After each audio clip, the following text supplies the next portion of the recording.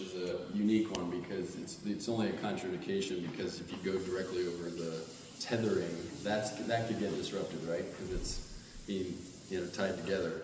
But the contraindication with vibration versus the actual pacemaker's function, there's not a lot of disruption that could go on. It's just us massaging. But I would still steer away from that area.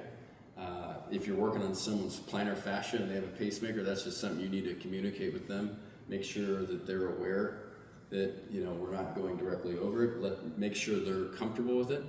Otherwise, I don't see a problem with working on someone's foot or someone's hand if there's a pacemaker. I would just make it very clear, over communicate.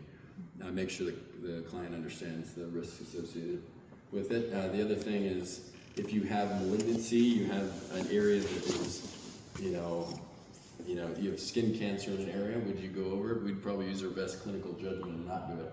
If somebody's pregnant, so first trimester, you could make that, you could have the comfort of the client that says, yes, I want you to do this, I understand the risk, but in the third trimester, I don't know about you, but I wouldn't want it to be related to any bad thing that could happen there, so I don't care who it is, I'd probably steer away from that one, even if the client said, I'll sign a waiver.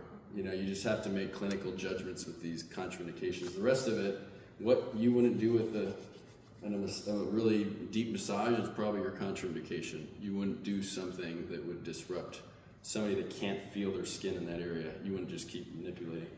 Yeah. So these are all kind of you can probably figure out what most contraindications are. You have a list of that in your they're in the book. Too. They're in the book too, to refer. We'll update those too. So what's the practice we have